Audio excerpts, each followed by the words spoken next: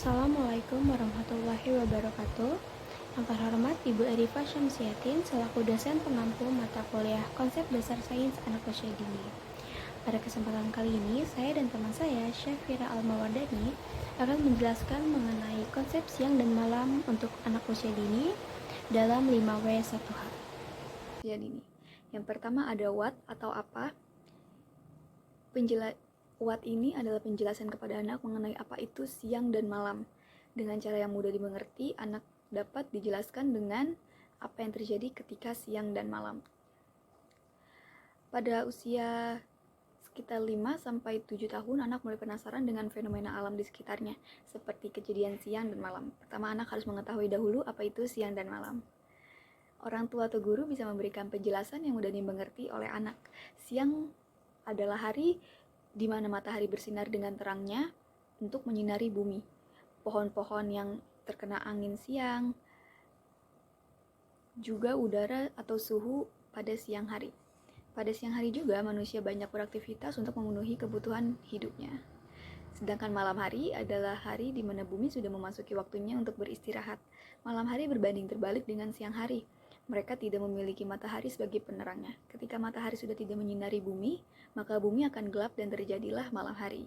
Karena malam hari bumi beristirahat, manusia yang tinggal di bumi pun juga harus istirahat untuk memenuhi energi mereka kembali pada siang hari. Selanjutnya yaitu menjelaskan pada anak usia dini siapakah pencipta siang dan malam. Jika dibandingkan dengan orang dewasa akan dengan mudah memahami apabila dijelaskan perihal siapa yang menciptakan siang dan malam.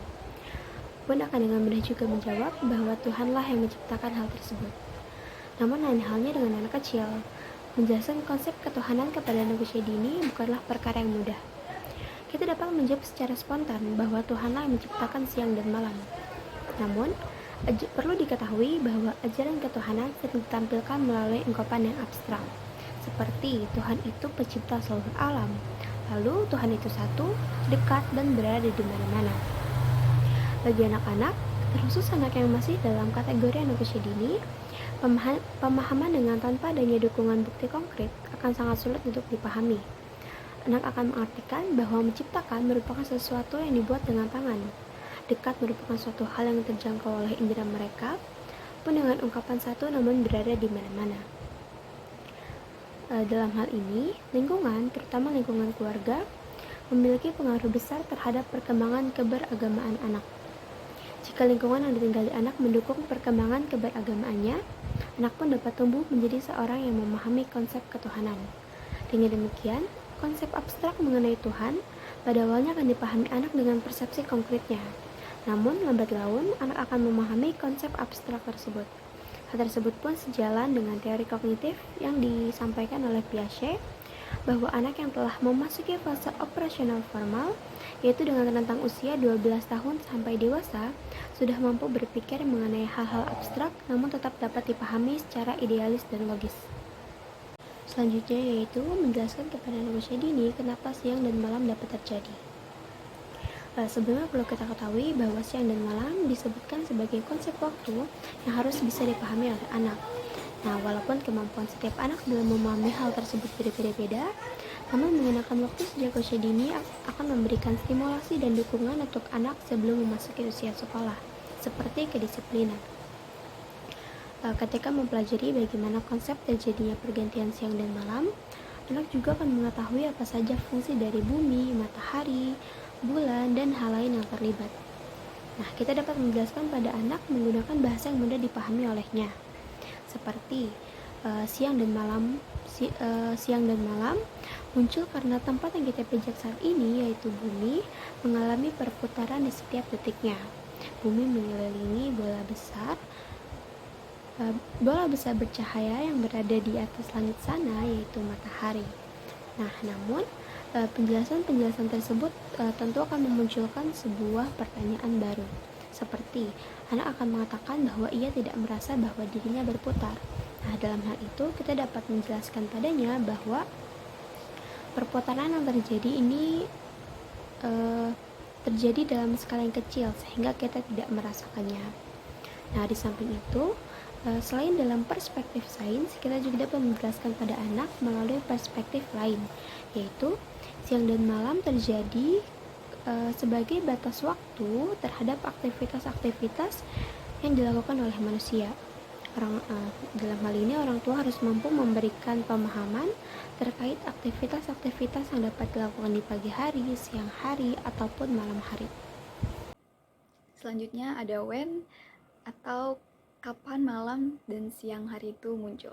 Rasa penasaran yang dialami oleh anak sangat wajar di usia mereka. Anak akan memiliki banyak pertanyaan seputar alam semesta yang orang tua atau guru pun tidak terpikirkan jawabannya. Misalnya ketika kapan siang dan malam itu muncul. Sebagai orang yang sudah dewasa atau mengerti, kita harus memberitahu anak dengan cara yang sederhana dan juga mudah dimengerti oleh anak. Siang hari muncul ketika bumi berotasi dan bumi akan menghadap ke arah matahari,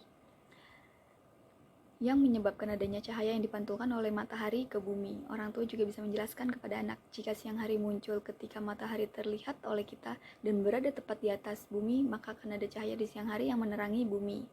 Sebaliknya, pada malam hari, bumi kembali berotasi dan membelakangi matahari, yang akan menyebabkan malam itu akan ditandai dengan menjadi gelap. Dengan bahasa yang mudah dipahami, orang tua atau guru dapat menjelaskan jika malam hari terjadi ketika siang sudah lelah dengan tugasnya dan ditandai dengan matahari akan tenggelam, di mana itu akan meninggalkan kegelapan di bumi. Namun, ada pengganti matahari pada malam, yaitu bulan dan juga bintang. Orang tua bisa mempraktekkan langsung dengan mengajak anak keluar atau di halaman rumah untuk menjelaskan kapan siang dan malam hari itu muncul. Dengan begitu, anak akan melihat secara langsung atau dipraktekkan secara langsung dan akan mengerti. Lalu berikutnya ada where atau di mana. Hal-hal yang terkait dengan alam semesta atau sains tentunya menjadi hal yang menarik bagi anak. Jika anak menanyakan di mana perbedaan antara siang dan malam, maka para orang tua atau tenaga pendidik harus mengetahui dengan baik cara menjawabnya. Karena anak-anak akan selalu menemukan pertanyaan-pertanyaan yang unik ketika mereka dilibatkan dengan lingkungan sekitarnya. Letak perbedaan antara siang dan malam hari bisa terlihat dari perbedaan posisi bumi dan matahari yang akan menyebabkan terang pada siang dan gelap pada malam. Selain itu, ada perbedaan di mana aktivitas, di mana ketika siang semua orang memiliki kegiatannya masing-masing dan sering berada di luar rumah, dan ketika malam terjadi, tidak ada yang beraktivitas dan semua orang beristirahat di rumah masing-masing. Selain itu, anak juga dapat melihat perbedaan warna di langit pada siang yang terang dan malam yang gelap. Pada penerapan sainsnya, anak bisa diperlihatkan dengan benda langit yang berbeda antara siang dan juga malam, seperti adanya matahari yang tepat di atas kepala kita ketika siang hari, dan ketika malam ada bintang serta bulan untuk membantu menerangi bumi. Yang terakhir yaitu menjelaskan pada anak usia dini bagaimana proses pergantian siang dan malam.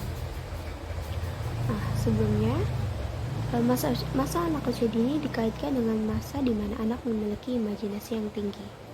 Tidak sedikit anak beranggapan bahwa siang dan malam muncul karena hantu yang memakan matahari ataupun hantu yang memakan bulan.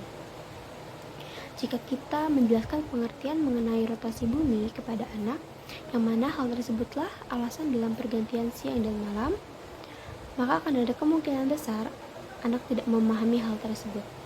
Sebagaimana telah dijelaskan dalam materi sebelumnya, telah kita ketahui bahwa kita dapat menjelaskan persoalan tersebut menggunakan bahasa yang sesederhana mungkin, yaitu yang mudah dipahami oleh anak.